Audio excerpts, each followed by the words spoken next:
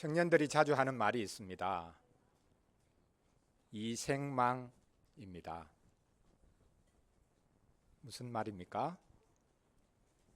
이번 생은 망했다, 그런 뜻입니다.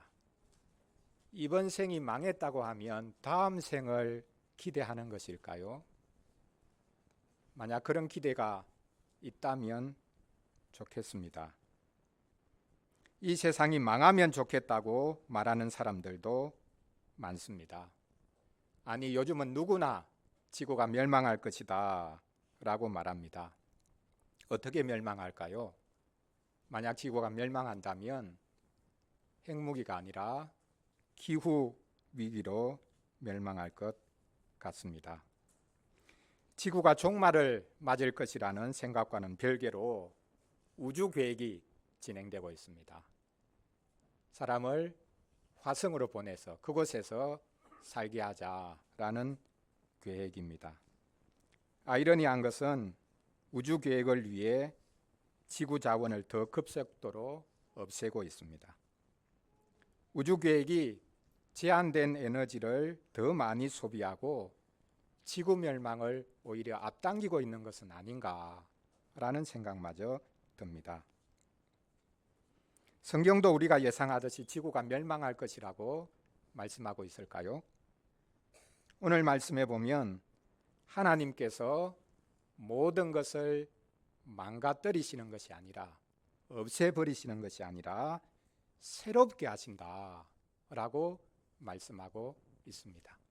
하나님이 지으신 것 어느 하나 망가뜨리거나 없애거나 제거하거나 하지 않으시고 오히려 그 모든 것을 하나님은 새롭게 만들어 놓으신다라고 말씀하고 있습니다. 그렇습니다. 하나님께서 지으신 온 우주를 새롭게 만드실 것입니다. 우리는 지구가 멸망할 것이다, 그렇게만 생각할 필요는 없습니다. 오늘 요한계시록 21장 본문을 가지고 하나님께서는 만드신 것을 포기하지 않으신다 라는 주제로 말씀을 전하려고 합니다. 여기 보면 세 가지가 등장합니다. 먼저 첫째로 하나님께서는 처음 하늘과 처음 땅을 새롭게 만드실 것이라고 말씀하고 있습니다. 둘째로 예루살렘, 그 한마디로 도시라고 만약 표현을 한다면 좁게는 교회를 가리키는 것일 텐데요. 모든 도시를 하나님께서는 새롭게 만드셔서 주님의 신부처럼 되게 하실 것이다 라고 말씀합니다. 마지막 세 번째로는 집 이야기를 하고 있습니다. 장막 이야기를 하고 있는데요. 사람들이 하나님의 집에서 영원히 살게 될 것이다 라고 말씀합니다. 새 하늘과 새 땅, 또 새로운 신부와 같은 이들, 그리고 새로운 집에 관해서 말씀하고 있습니다. 첫째로 처음 하늘과 처음 땅이 새롭게 된다고 오늘 본문이 말씀하고 있는 것을 살펴보겠습니다. 하늘 보좌가 펼쳐졌는데 땅과 하늘이 하나님의 얼굴을 피해버렸다라고 오늘 앞 본문에서 말씀하고 있었죠. 수줍어서 피한 것이 아닙니다. 하나님의 영광과 위엄에 비교할 수 있는 것이 없다는 말입니다. 땅과 하늘이 하나님의 얼굴을 피했을 뿐만 아니라 온데간데 없이 사라졌다라고 말씀합니다. 그리고는 오늘 본문에 바로 이어서 첫 하늘, 첫 땅이 사라지고 새 하늘과 새 땅이 생겨나고 있는 모습을 볼 수 있습니다. 처음 하늘, 처음 땅이 사라졌습니다. 바다도 이제는 더 이상 있지 않다고 말씀하고 있습니다. 바다가 사라졌다는 말이 무슨 말이겠습니까? 오늘 본문 바로 앞에서 바다는 많은 사람들을 집어삼켰던 바다죠. 그리고는 마지막 날에 자기가 집어삼켰던 것을 다 토해낸다, 이렇게 말했습니다. 그 바다는 악과 혼돈을 상징하고 있습니다. 처음 하늘, 처음 땅이 사라지고 악과 혼돈을 상징하는 바다도 이제는 더 이상 없다. 하나님께서 모든 악, 모든 혼돈을 다 없애시고 이 땅을, 이 우주를 새롭게 만드신다라고 말씀하고 있습니다. 그렇다면 첫 하늘, 첫 땅, 첫 바다가 없어졌다는 것은 지구가, 이 우주가 멸망할 것이다, 완전히 없어질 것이다, 그것을 말씀하고 있는 것인가? 우리가 이렇게 질문을 해볼 필요가 있을 것입니다. 그렇다, 이 지구는 멸망할 거다, 없어질 거다. 예전에는 핵무기 때문에 이 지구가 완전히 폭발해서 없어질 거다. 이 우주도 완전히 처음에 빅뱅으로 이 우주가 생겨났는데 그와 같은 것이 거꾸로 되어져서 이 우주 전체가 폭발해 버릴 거다. 심지어 이렇게 말하는 이들도 있습니다. 성경에서 그렇게 말하고 있지 않냐, 이렇게 주장하는 분들이 있죠.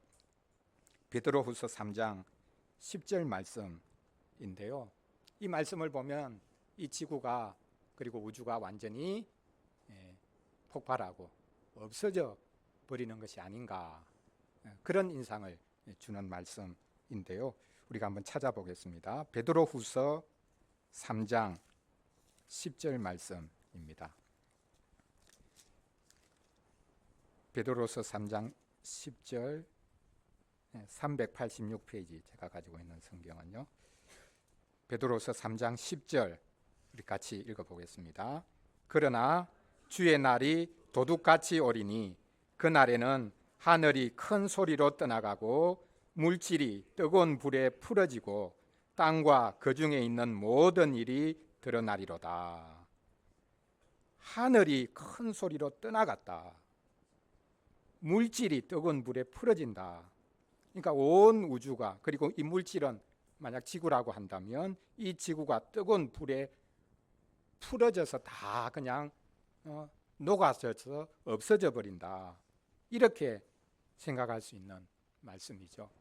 그러나 떠나가고 풀어진다라는 말씀 다음에 마지막으로 나오는 게 뭡니까? 그 중에 있는 모든 일이 드러난다. 사라지고 떠나가고 풀어지는 그것이 무엇을 가리키고 있는가? 사실 드러난다라는 말로 마지막에 말씀하고 있습니다. 이 세상이 폭발하거나 세상이 없어져 버리는 것이 아니라 마지막 날에는 이 세상에 있는 모든 것들이 다 드러난다, 그렇게 말씀을 하고 있습니다. 그러므로 이 말씀을 지구가 멸망하고 없어져 버린다 라고 해석할 필요가 없는 것이죠. 마지막 날은 모든 것이 사라지는 날이 아니라 모든 것이 다 오히려 드러나는 날이다 라고 성경은 말씀하고 있습니다. 처음 하늘과 처음 땅이 사라졌고 새 하늘 새 땅이 나타났습니다. 처음 하늘과 처음 땅이 완전히 없어지고 그 자리에 새 하늘과 새 땅이 들어섰다, 이렇게 보아야 할까요? 성경에서 새로운이라는 단어는 오래된이라는 단어와 정반대 의미가 아닙니다. 영어로 new, old, 그것 차이는 좋은 것과 나쁜 것의 차이도 아닙니다. 오래된 것은 나쁜 거고 새로운 것은 좋은 거다, 그런 뜻도 아닙니다. 성경에서 말하는 새로운 것, 여기 말하는 새 하늘, 새 땅, 여기에서 말하는 새로운 것은 오래된 것, 낡아져가는 것을 깨부수는 것이 아니라 모든 것을 새롭게 하는 것을 가리키고 있습니다. 여러분, 구약과 신약을 한번 생각해 보십시오. 구약, 오래된 약속, 신약, 새로운 약속. 구약과 신약의 차이가 뭡니까?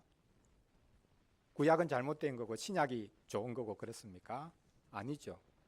연속적이죠. 하나님께서는 오래전에 하셨던 약속을 새롭게 갱신하시고 새롭게 이어셔서 하나님의 약속을 더 아름답게 이루어 가십니다. 그것이 구약과 신약의 차이라면 차이이지요. 하나님은 늘 새롭게 하시는 분입니다. 하나님은 파괴하는 분이 아니라 갱신하는 분입니다. 종교개혁은 파괴가 아니라 갱신이었습니다. 하나님께서 지으신 땅이 죄의 영향을 입어 오염되고 심지어 자연 만물까지도 고통하는 땅이 되었습니다. 하늘은 어떻습니까? 하늘은 순수할 것 같지만 사탄이 공중 권세 잡은 자로서 하늘마저 지배하고 있었습니다. 심지어 하늘에 있는 성도들도 참소하고 하늘은 사실 닫혀 있었던 곳이었습니다. 하늘에서 이 땅으로 내려온 그리스도로 인해서 이제는 이 땅이 새로움을 입기 시작했습니다. 하늘도 열린 곳이 되었습니다. 이렇게 모든 낡아지고 망가져가는 것들이 새로움을 입을 것입니다. 우리가 종종 창조적 파괴라는 말을 듣습니다. 그 무슨 뜻입니까? 창조적 파괴. 창조를 위해서는 먼저 파괴해야 된다. 그런 뜻이죠. 하나님은 창조를 위해서 기존에 있던 것들을 파괴하고 없애버리는 그런 분이 아닙니다.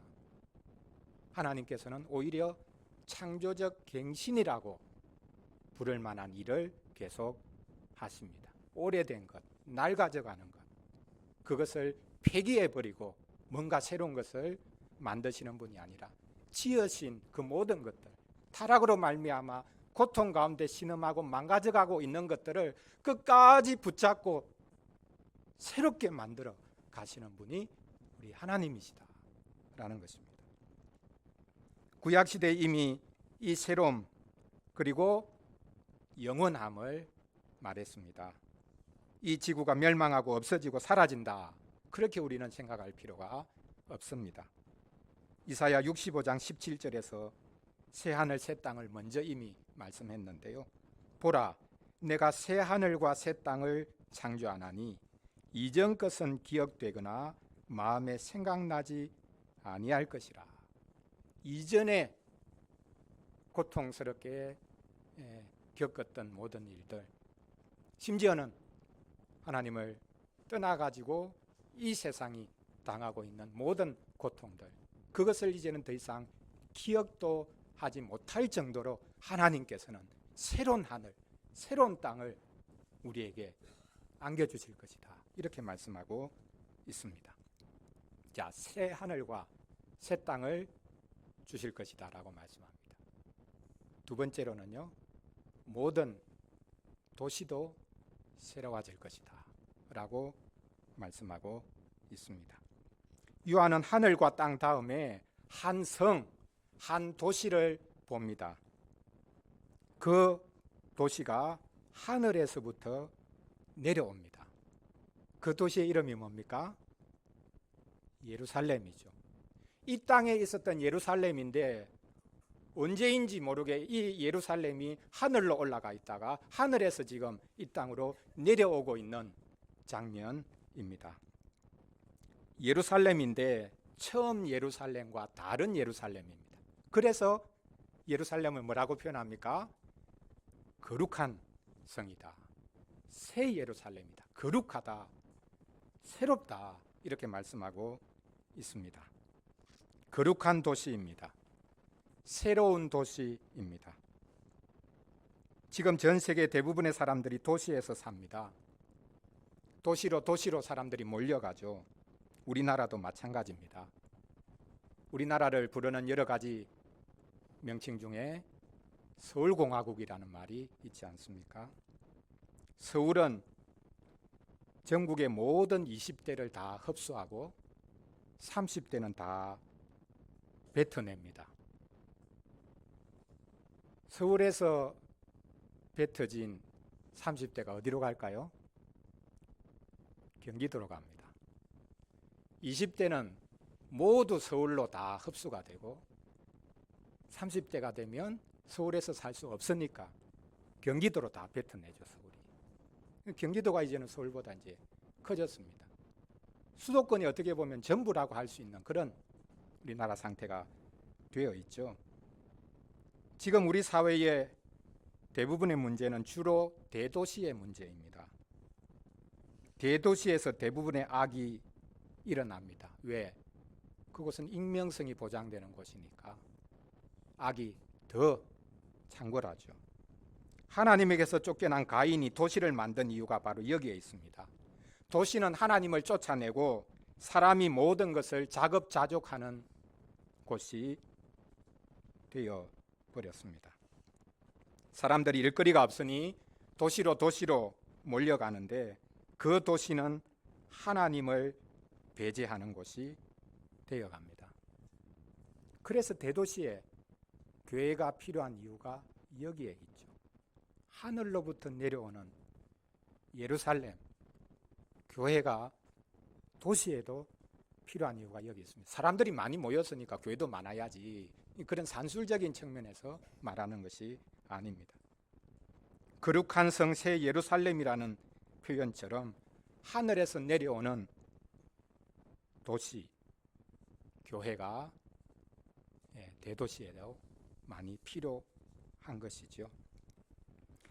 요한계시록에 보면 멸망할 대도시가 등장하는데요. 우리 친구들 그 멸망할 대도시가 어떤 도시죠? 요한계시록에 멸망할 거다, 큰 성이라고 부르면서 그 성이 멸망하는 장면을 요한계시록에 그리고 있죠. 고대에 제일 유명했던 도시 제국입니다. 어디죠? 바벨론입니다. 그런데 아이러니한 것이 지금 오늘 본문에 예루살렘이 등장하고 있는데요. 이미 앞부분에 예루살렘이란 이름이 나오지 않았지만 예루살렘이 사실 작은 바벨론이 되었다. 그래서 그 예루살렘도 멸망할 곳이었다라고 말씀하고 있습니다. 요한계시록 11장 8절에 보면요. 예루살렘이라는 이름이 등장하지 않지만 예수님이 십자가에 못 박힌 곳이라고 표현을 하면서 그곳이 바로 예루살렘이죠. 그 예루살렘이 영적으로는 소돔이다, 애굽이다, 이렇게 표현하고 있습니다. 이 땅의 예루살렘이 바벨론이 되었습니다. 그래서 하나님께서는 예루살렘도 무너뜨리시죠. 그리고는 이제 하늘에서 새 예루살렘이 내려오고 있습니다. 옛 예루살렘이 사라지고 거룩한 도시 새 예루살렘이 하늘에서 내려옵니다. 이 새 예루살렘은 마치 신부가 남편을 위해서 단장한 것 같다, 그렇게 오늘 본문에서 말씀하고 있습니다. 그러면 이 남편을 위해서 아리답게 단장하는 신부와 같은 예루살렘, 하늘에서부터 내려오는 이 예루살렘은 무엇이겠습니까? 지금 저 팔레스틴에 있는 예루살렘이 아닙니다. 바로 교회인 것이죠. 교회는 그리스도의 신부입니다. 교회는 신랑 대신 그리스도를 맞아 합방하는 신부입니다. 어떤 신학자는 역사상의 모든 교회는 거룩한 창녀였다, 이렇게 표현했습니다. 창녀인데 거룩하다라는 표현이 어색하죠. 교회가 그처럼 사실은 거룩한 교회인데 세상을 오히려 사랑하는 그런 여인과 같다, 이런 표현을 했습니다. 교회가 세상에 푹 빠져, 세상 정욕에 푹 빠져 이곳저곳에 사랑을 구걸합니다. 그런데 마지막 날에는 교회가 신부처럼 단장하여 그리스도를 맞이할 것이라고 말씀하고 있습니다. 마지막 날에는 교회가 거룩한 신부가 되어 주님을 맞아 드릴 것입니다. 이것이 교회의 영광입니다. 하나님께서 교회를 혼인집으로 만들겠다고 하십니다. 하나님께서 교회를 신방으로 만들겠다고 하십니다. 여기서 말하는 거룩한 도시 새 예루살렘은 사실 교회를 가리키고 있지만 이것을 확장시켜서 대도시들에 적용해 보겠습니다. 창녀와 같은 도시가 신부와 같은 도시가 됩니다. 영광스러운 그 날이 다가오고 있습니다. 인간의 자랑과 온갖 추악함이 가득한 도시도 주님의 신부가 될 수 있다 라는 것을 우리가 알면서 주님의 긍휼을, 대도시에 살고 있는 우리를 긍휼히 여겨 주시기를 구해야 되겠습니다. 마지막 세 번째로 집에 대한 이야기입니다. 하늘과 땅을 이야기했고요.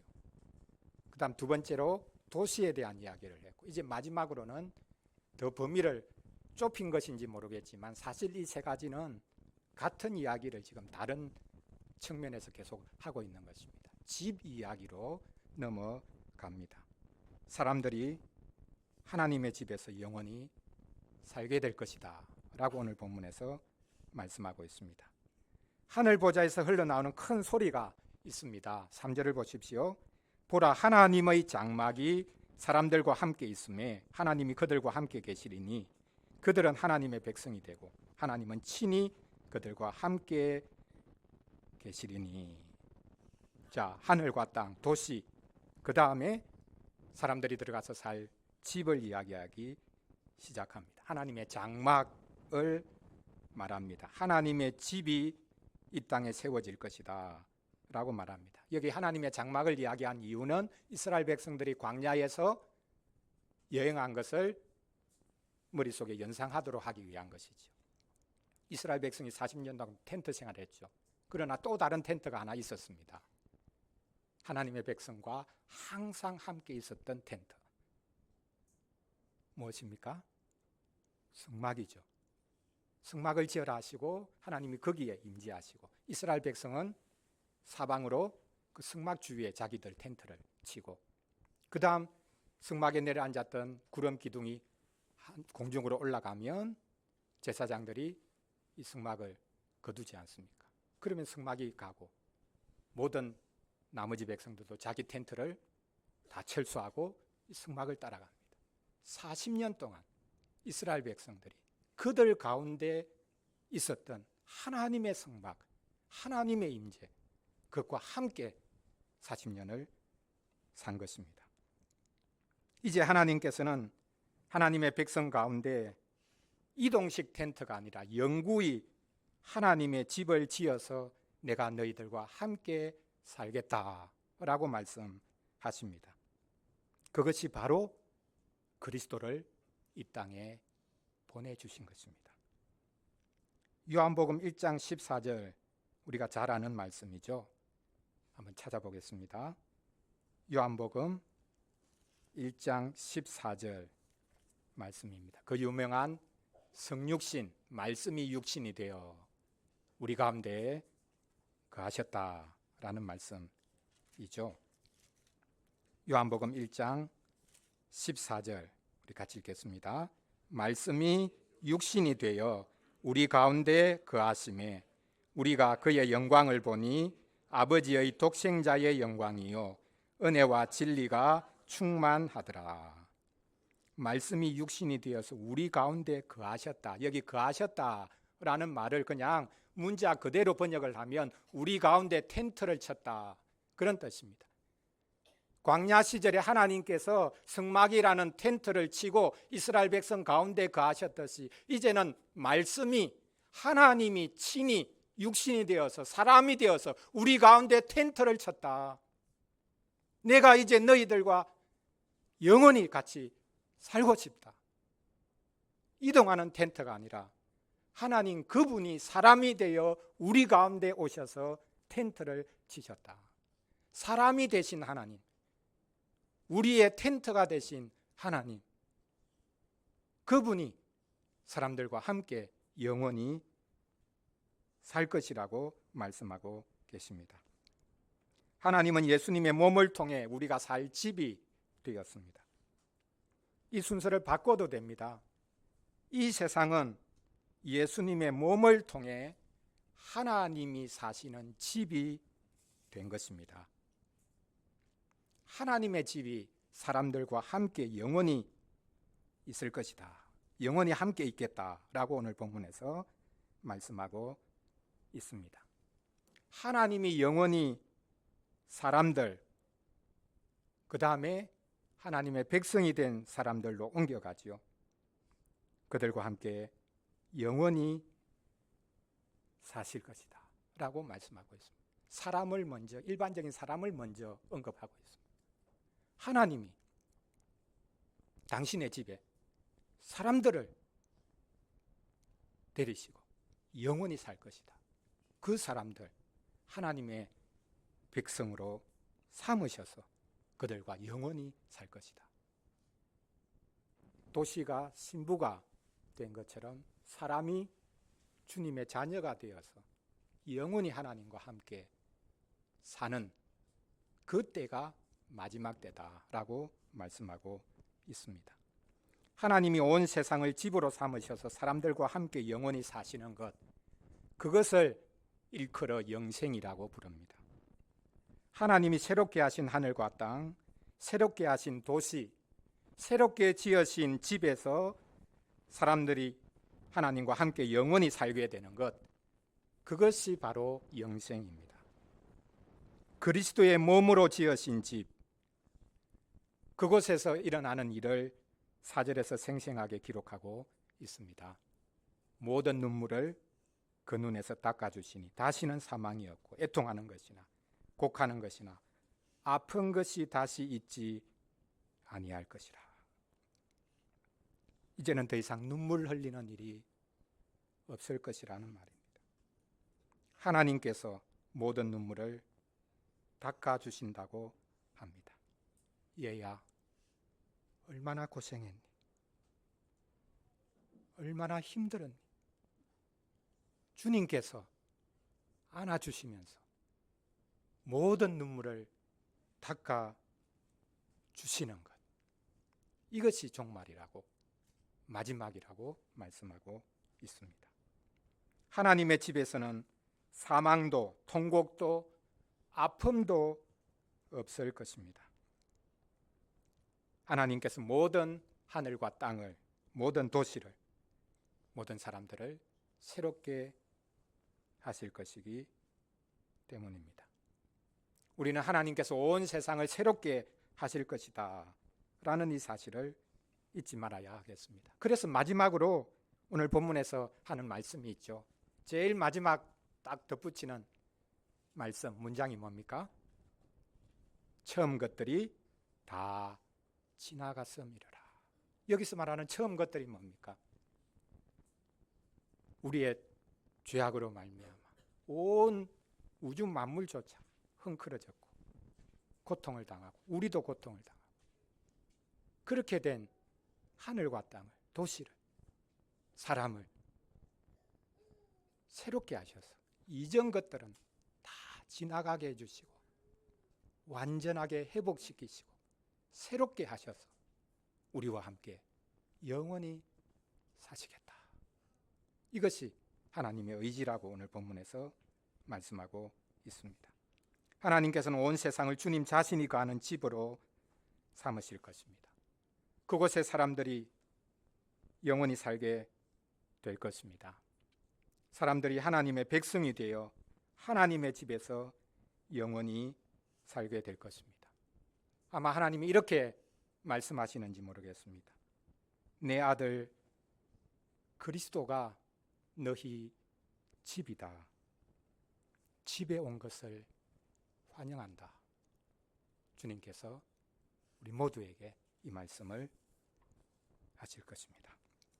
사랑하는 성도 여러분, 하나님께서는 모든 것을 새롭게 하십니다. 하나님은 파괴하는 분이 아닙니다. 하나님은 세상을 쓸어 없애버리는 분이 아닙니다. 노아 홍수 후에 하나님께서 친히 스스로에게 다짐하듯이 말씀하신 것이 있죠. 이제는 세상 끝날까지 더 이상 이 세상을 물로는 내가 심판하지 않겠다라고 스스로 다짐을 하셨습니다. 마지막 날까지 온 세상을 보존하겠다라고 하셨습니다. 그러면 마지막까지 참았다가 마지막에 심판하겠다 이런 뜻입니까? 마지막에 다 쓸어버리고 없애겠다 그런 뜻입니까? 아닙니다. 사람이 하나님을 떠났기 때문에 온 세상은, 하늘과 땅은, 도시는, 사람 자신이 낡아지고 더러워지고 망가져 버렸습니다. 그러나 하나님께서는 이미 작업에 들어가셨습니다. 하나님은 새 하늘과 새 땅, 새 도시, 새 집을 말씀하고 계십니다. 여기 가장 먼저 언급하는 것이 새 하늘 새 땅이죠. 그걸 본따 가지고 신천지가 자기 이름으로 삼았습니다. 신천지는 잘못된 것이죠. 그들이 말하는 신천지, 새 하늘 새 땅은 너무 작습니다. 너무 좁습니다. 자기들만이 신천지에 들어갈 거다, 그렇게 말합니다. 아닙니다.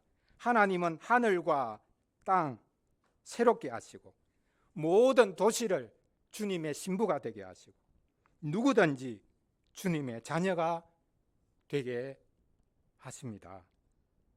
하나님은 쓸모없다고 폐기하는 분이 아니라 리모델링 하시고 리폼 하십니다. 우리에게 새 하늘과 새 땅을 주실 것입니다. 새 도시를 주실 것입니다. 새로운 집을 주실 것입니다. 그곳에서 우리가 하나님과 함께 영원히 살게 될 것입니다. 그날을 기대하며 사시기를 바랍니다. 어디로 떠나가는 게 아니고요. 이곳에서 하나님이 주신 곳에서 모든 것을 새롭게 하셔서 하나님과 함께 영원히 살게 되는 것, 이것이 새 하늘과 새 땅이요 새 도시요 새 집입니다. 이생망이 아닙니다. 이생망인데 저생망도 되겠죠. 뭐 여기서 망했는데 뭐 어디 다른 데 가서 뭐 망하지 않을 수 있겠습니까? 이생망도 아니고 저생망도 아니라 하나님은 우리가 망가뜨린 모든 것을 회복하시고 새롭게 하신다 라는 이 소망의 복음을 굳게 붙잡고 소망 가운데 살아갈 수 있기를 바랍니다. 기도하겠습니다. 우리 같이 오늘 말씀 가지고 우리 잠시 기도하는 시간 가지겠습니다. 오늘 요한계시록 21장 1절부터 4절에서 말씀합니다. 한마디로 오늘 설교 제목처럼 하나님께서 모든 것을 새롭게 만드신다, 새롭게 하신다. 우리가 망가뜨린 것을 하나님은 하나도 남김없이 그분이 지으신 것이기 때문에 하나도 남김없이 다 회복시키시고 다 새롭게 해주신다. 하늘과 땅도 도시도 사람들도 다 새롭게 만드셔서 하나님과 함께 영원히 사는 복된 자리로 우리를 이끄실 것이다 라는 소망의 말씀을 가지고 우리가 이 땅 가운데서 인내하면서 믿음으로 잘 살고 주님 소망하며 살아갈 수 있기를 바랍니다. 우리 같이 잠시 기도하겠습니다.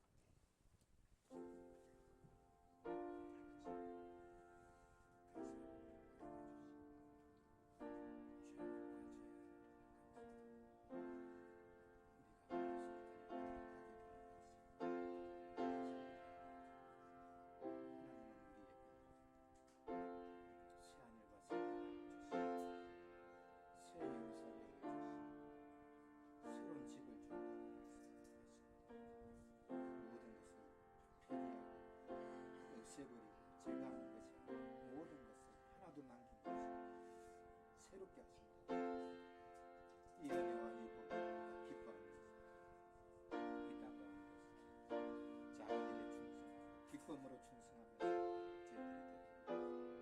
도와주시기를 끝까지 인내하면서 믿음으로 살아가는 우리의 소망 되신 우리 주 예수 그리스도 그분을 통하여 우리가 하나님과 영원히 살게 되는 믿음의 삶을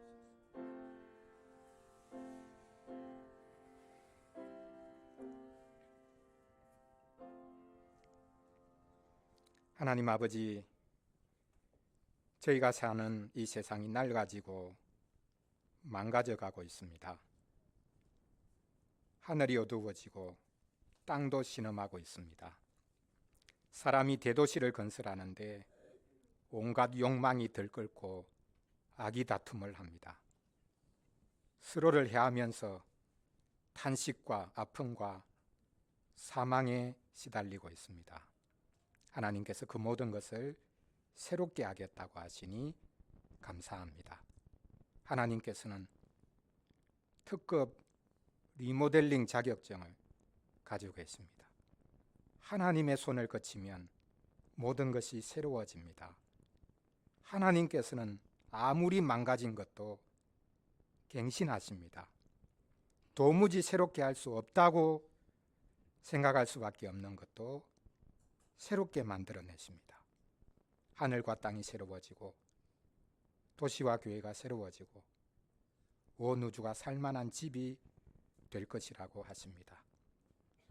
날 가지고 오염되는 하늘과 땅이 새로워질 것입니다. 인간의 욕망이 들끓는 도시가 새로워질 것입니다.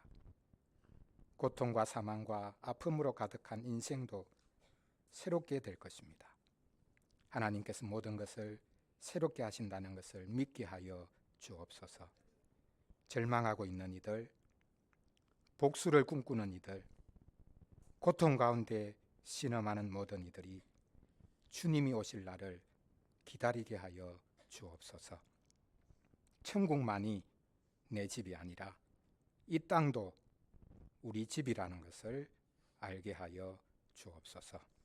사람이 되셔서 하나님이 거할 우리 집이 되어주신 우리 주 예수 그리스도의 이름으로 기도합니다. 아멘.